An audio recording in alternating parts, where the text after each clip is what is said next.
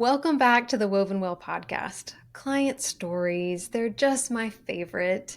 These are ladies that I love, and I'm always so excited for you all, our listeners, to get to hear from them. So today we're talking with a client, Maddie, who works as a journalist, photographer, and storyteller in Jackson, Tennessee. She's married to her husband, Zach. She's been married for a little over a year now, and they love to travel and host people in their home. In Maddie's own words, healing her body and hormones has been a long journey that has drawn her closer to the Lord and transformed the way she lives her daily life. I cannot wait for you to hear all the details about that from her. So, Maddie, welcome to the show. Yeah, it's so good to be here. I'm excited. I'm excited too. And maybe we could start by how did we get connected in the first place? What were you looking for when you first reached out to Woven? Yeah, so I really was about to get married. I think I was 4 months out from getting married, and I was really looking for a natural method of birth control because I didn't want to get back on the pill. I had been on the pill for a couple years in college for skin issues I was having. And I was just talking to my sister in law about it in the car one day, and she had been doing Creighton for a little while and had loved it. And so she told me about it because I had tried things like natural cycles before, and it didn't work for me. It just wasn't really detecting what it needed to. It was just giving me a bunch of red days, and I was like, this isn't going to work. This is just not what I'm needing right now. So I had gone to the doctor and literally had my prescription for birth control. I'd gone and gotten it, and something was just like, I don't need to take that. Mm. And I'm so thankful that she just shared her story with me just because I was willing to ask her, and share what I was struggling with her. And then I Yeah. attended, one of the intro sessions and then decided to give it a go. And thankfully, my then fiance, Zach, was really supportive of it and was just like, yeah, we'll do whatever we need to do. And it's been great since we started. And good for you that obviously long before your wedding, months before your wedding, you were already exploring natural options and trying to find what was going to be best for you. And you actually gave yourself enough time to try out natural cycles to see if it could be a good fit and to discover, oh man, this is not actually working with my body, my reproductive health, so that you still had 4 whole months to learn something new or to explore other options before you got married. And for me, in an ideal world, uh, women or couples, I should say, would get started with Creighton a minimum of 3 to 6 months before they get married. And then in our first meeting, I asked you about your experience on birth control, what that was like, and why you were taking it, because that can.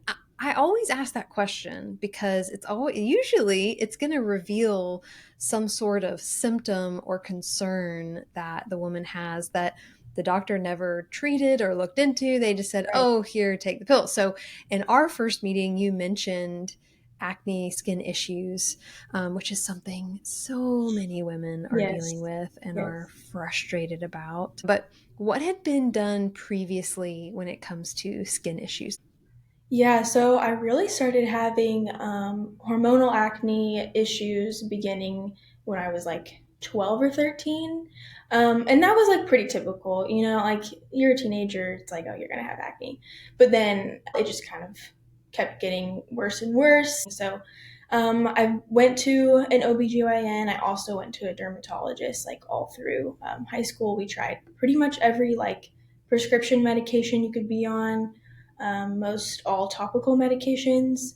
And then they wanted me to do Accutane, and I was pretty strongly against that. My mom and I both were like, we draw the line there. And then I kind of begged my parents to let me be on birth control freshman year of college because my skin was just so bad that it was affecting really my everyday life and just the way I saw myself. And it was a difficult season. And so that's why I went on birth control. and then decided to come off of it senior year of college because my skin had gotten pretty good. And I had friends who had gotten married, and they had also been trying to come off the pill as well. So it was kind of like I had friends doing it too and who had gone before me. The more we understand about women's health and how cycles work, the more that makes sense because you tried every topical dermatological treatment there was and it wasn't treated. Yeah, Why? Because it wasn't actually an issue of the skin, right. but it was related to the hormones. Yeah, There were hormone imbalances that were causing that physical manifestation of that. And so, of course, all the things that the dermatologist was giving you, I mean, they're giving you everything they got, yeah, but it's not treating the root issue of the hormone causes. So then when you take birth control, and I'm just sharing this for anyone listening who's wondering, why does birth control actually work for acne? yeah, So you take birth control and it suppresses all those hormones. So you have very, very low levels of potentially estrogen or estrogen and progesterone. And I should clarify, not actually estrogen or progesterone, but chemicals that are synthetic mimickers of those hormones. So they do function differently. There are different risks associated with them, but they're very, very low levels. And so, of course, you're not having periods, you're not having ovulation, you're not having any symptoms that you would have from hormonal imbalances as well. So then when you came off of the birth control, you're going to have those symptoms again because the hormones are going to return. So when you began charting with us at Woven, we got you connected fairly quickly with a restorative reproductive physician that's trained in NAPRO technology, which is kind of what we partner with as a Creighton organization. So what was their approach to acne? yeah. So I think um, with the charting, we thought maybe like low progesterone. And so I thought maybe it would be an easy fix. But seeing my doctor for the first time, she pretty much looked at my chart and was like, I don't know that you're ovulating. And that was like crazy that someone could just like look at a chart and tell that. But kind of from that and then like some initial labs, which my like dermatologist and the OBGYNs I had seen had never done. I asked for lab work several times and they just didn't do that. And so Mm. it was really awesome to have a doctor that like did the lab work and like you could see on paper that my hormones were very imbalanced. And it turns out that I had not been ovulating for several cycles, if not for possibly 6 months to a year. And that because of that, my hormones were just kind of all over the place because my body would like try to ovulate and then it couldn't. And that was very reflective in the charting. You could Yep. definitely see that was what was going on. And so then, from there, she really wanted to do all the tests. We did ultrasounds, we did lab work at different parts of my cycle. And then from there, she really offered me several different options. I really loved that. Like working with a NAPRO doctor, there was medical options and there was supplements or like natural ways of helping my body do what it's supposed to do. So I've changed a lot about my lifestyle, like in what I'm eating and exercising and managing stress and sleeping and just all of those things combined with taking supplements and also medication for a little bit there. So that was really cool to have like just the option to be like a long-term solution to the problem Yeah. instead of just even the dermatologist, it was very like short-term based because even like the topical things we would try maybe worked for like 2 months and then they would stop working. And so really it was like, how can we shift your lifestyle to help support your body and what it needs to do? And then we also discovered that I do have PCOS. And so, that was like really demonstrated in mostly my skin, but I didn't have a lot of like the usual symptoms that women have. I wasn't missing my periods. They were still pretty regular, which the OBGYNs just didn't think that I would have PCOS because my periods were still there. Mm.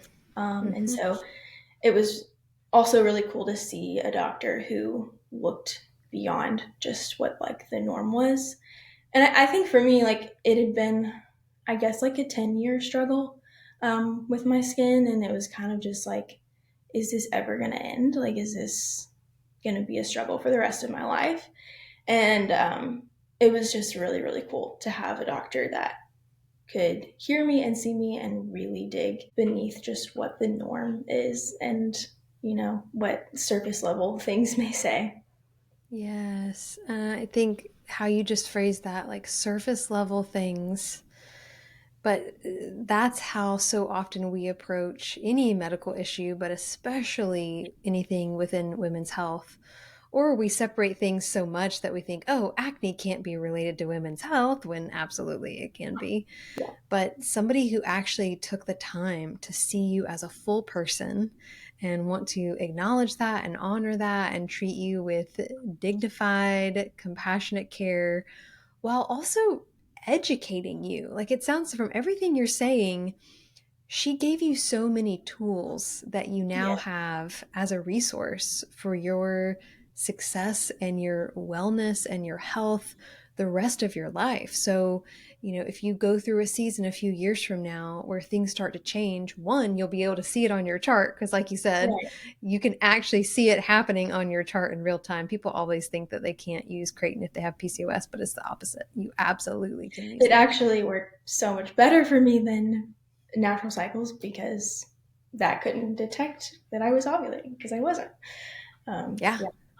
Exactly. But on the Creighton chart, you're able to see when your body is attempting to ovulate or Right. what may be, even it can be a kind of a guide or a roadmap to look at what's underneath. So ovulation isn't happening. Here's some potential reasons why, just by looking at the chart, it can give that kind of clarification. So, Yeah. but in all that you're describing, I can tell that it was a good process, but it doesn't necessarily sound like an easy process. Yeah. I think the the best way isn't always the easiest way, and I think it's like that just in like our walk with the Lord too. I think a lot of the times He's calling us to difficult things and a difficult road, and I don't want people to hear me say like, oh, healing my skin naturally and like, getting my body to do what it's supposed to do has been an easy road. It's been difficult. Like there's, I think in the beginning there was a lot of months of like, am I gonna have like, am I gonna be fertile, like am I gonna be able to ovulate? And thankfully I had a doctor that was like very hopeful in that, and also just having you and like having the biblical side of the natural fertility world really helped too. But I mean, there are hard days when I just like want to eat sugar and I can't eat sugar because then my body's not going to ovulate and then my skin's going to break out, and it is all about balance. And I do still have Yeah. treats every once in a while Yeah. I'm because glad to hear that. like no one can live a perfect eating habits life. But I've really been able to treat it as like almost a biblical fasting sense, Mm. um, just in drawing near to the Lord and asking, like, inviting Him into this, and really like, yes, I'm doing the work to like eat more protein and like not eat sugar or not eat as many carbs and exercise, but really like He's given me the strength to do that, and He's given me this body that I get to steward, and like this gift Mm. of fertility that I get to steward now.